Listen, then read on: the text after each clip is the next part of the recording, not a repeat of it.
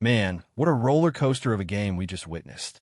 If you were watching, you know exactly what I mean. Every single drive seemed like a battle between chaos and grit. You could feel the tension from the very first snap, the defense immediately setting the tone, making it clear this wasn't going to be one of those easy wins. The energy was electric, but it came with that heavy, nail-biting frustration you feel when nothing seems to go your way. And yeah, the offense struggled. There's no sugarcoating it. But at the same time, you could see flashes of brilliance that reminded you why we keep tuning in week after week. Saquon Barkley still carries that spark. When he's on the field, there's a sense of hope, a little glimmer of what this team is capable of when things click. A.J. Brown had his moments too, but outside of those few plays, the offensive line really let the unit down. So many points wiped off the board, so many yards lost because of breakdowns in protection, and it just keeps piling up. Watching it live, you couldn't help but shake your head and wonder how in the world this team survives when the line can't hold, and mistakes compound one after another. And then there's the quarterback situation. Jalen Hurts, man, it was rough. 5 turnovers in one game. 5. That's not a small number, and it really puts everything into perspective.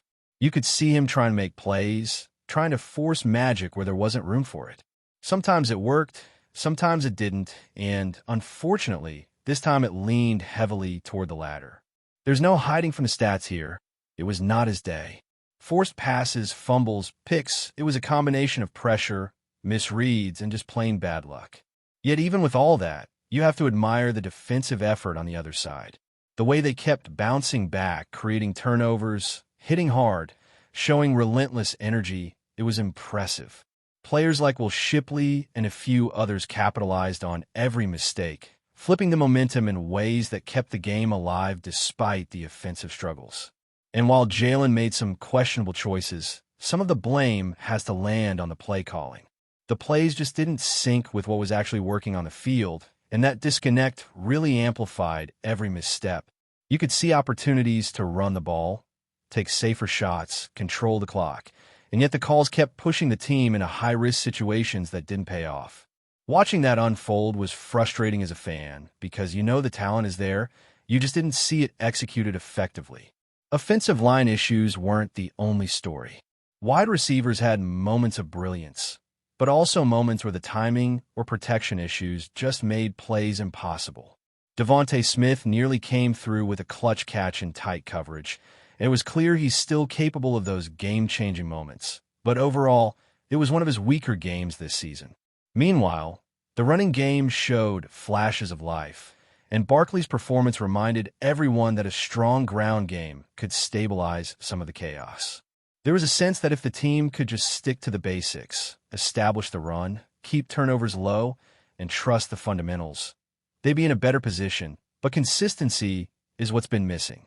Watching the offensive rhythm break down repeatedly is what makes these games so tense and emotionally draining for fans who know the potential is there but rarely see it realized. Special teams had their own set of highs and lows.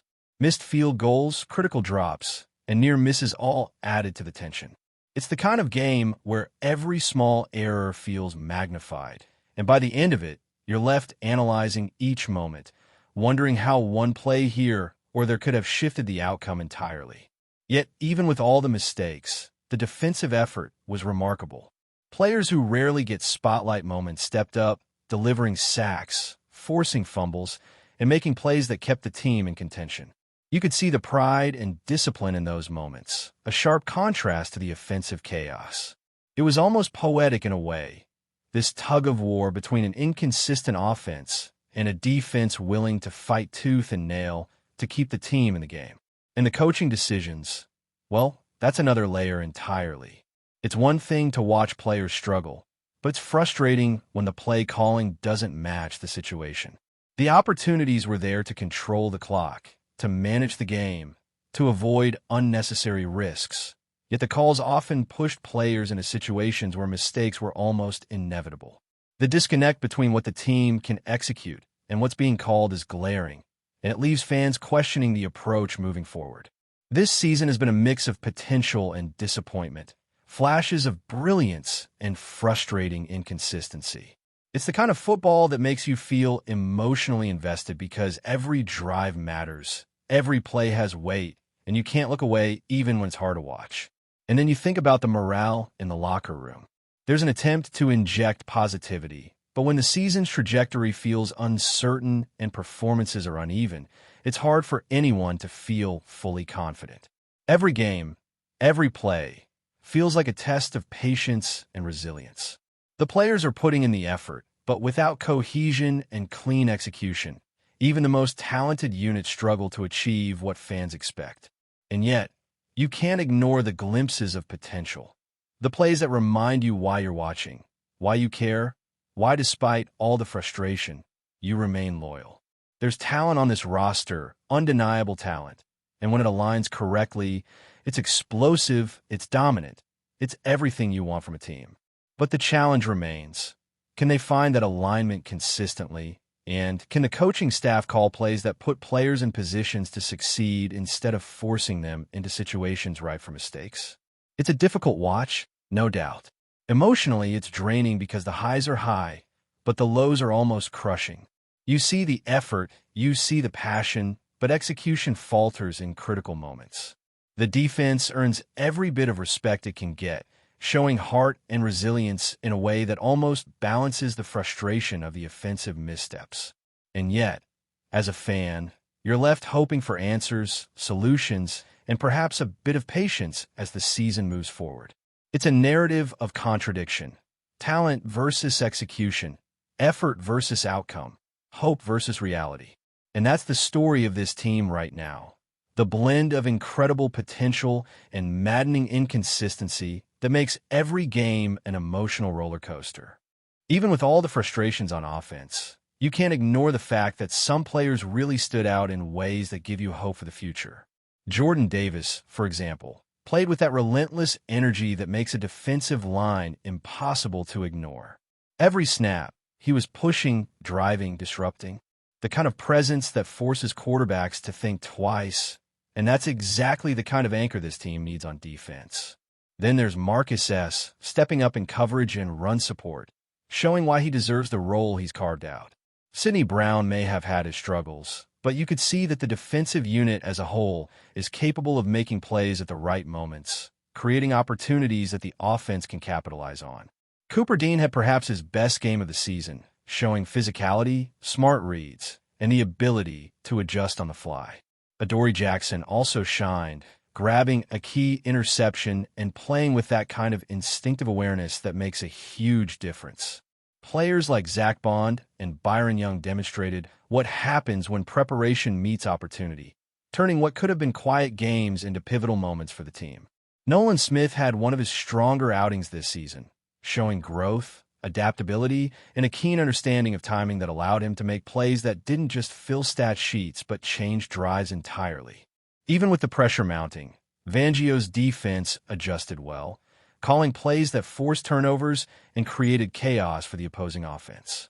That kind of coordination, especially under the circumstances, is something you can't take lightly. The sheer number of sacks, hits, and forced fumbles tells a story of effort and execution that contrasts starkly with the offensive struggles. The defense showed heart, discipline, and tenacity. Even when mistakes happened, the way the unit bounced back was inspiring. It's a reminder that football is a team sport in the truest sense. One unit struggling can be offset by another stepping up, keeping the team in contention, keeping fans engaged even in the face of adversity. But the contrast also highlights the glaring need for improvement elsewhere. The offensive inconsistencies, poor line play, and high-risk decisions on key downs create a cycle where the defense constantly has to overperform just to keep the game competitive. It's a cycle that isn't sustainable if the goal is to reach the postseason and make a serious run. Special teams contributed to the drama as well, not always in ways you want.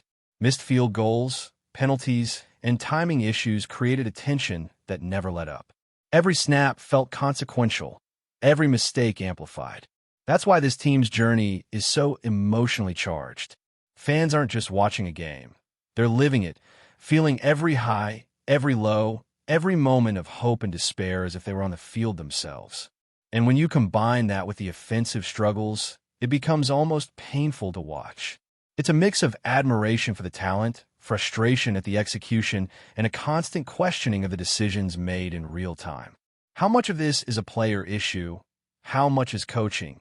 And how much is just the unpredictability of football?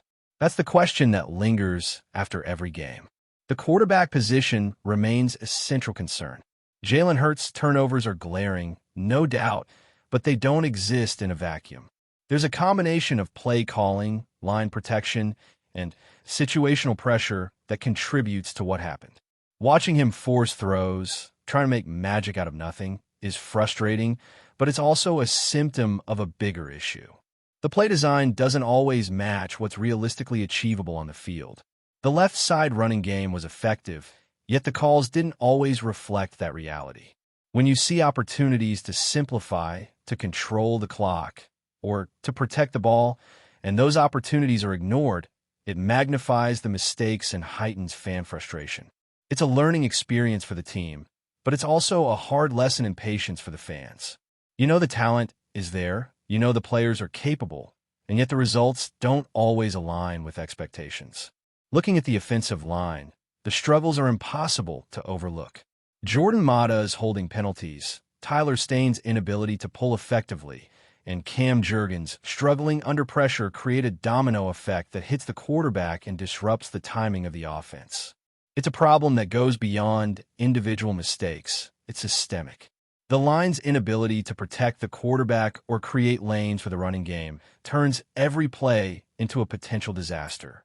Yet, when Barkley manages to break through or a play does succeed, it highlights just how critical the line is to the team's overall performance. You see the difference instantly, and it's a constant reminder of what needs fixing if the offense is going to be competitive week in and week out. Even amidst all this, there's resilience in the locker room. You can sense it in the way players communicate on the field, how they respond to adversity, and the subtle leadership moments that keep the team together. The morale may fluctuate, and the frustration is evident, but the commitment to compete is unmistakable. It's these moments that give fans reason to hold on, that make the emotional roller coaster bearable. Every interception, sack, or key tackle adds a layer to the story, and every small offensive spark keeps the hope alive. You see players like Saquon Barkley giving their all, A.J. Brown fighting for every yard, and even the less consistent performers showing flashes of what they can be. And yet, as the season moves forward, the questions remain. How can the team find consistency? How can coaching adjustments maximize the talent at hand? How do you balance risk and execution to minimize turnovers without stifling playmakers? These are the critical points that will define the rest of the year. The talent exists, the heart exists, but execution and decision-making need to align. Without that, even the best defensive performances can only carry a team so far. Before we continue, don't forget to subscribe to our channel and give this video a like. Your support helps us keep delivering the latest updates on our Philadelphia Eagles. And don't be shy. Share your thoughts on the news in the comments below. You won't believe what's buzzing around the league right now.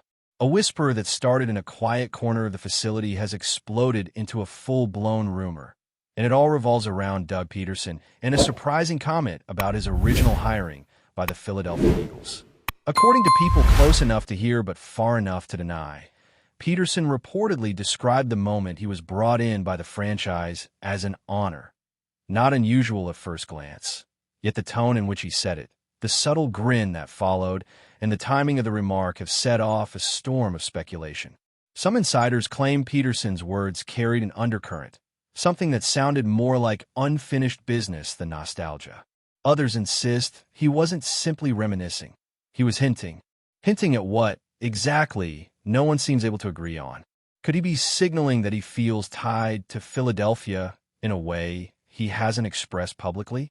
Or that he believes his chapter with the organization remains open in some mysterious, still unfolding way?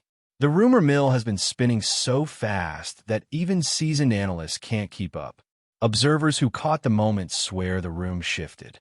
A couple of players exchanged glances, a staffer paused mid-stride, and someone nearby supposedly muttered something about old doors creaking again. Peterson, calm as ever, didn't elaborate.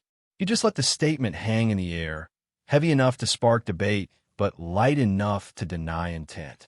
And now the league is buzzing. Was it a slip? A tease? A strategic breadcrumb dropped for reasons only he understands? Fans are dissecting every syllable, imagining everything from a symbolic reconnection to a future twist that could shake up multiple franchises. Even without confirmation, the energy around this rumor has grown into something electric.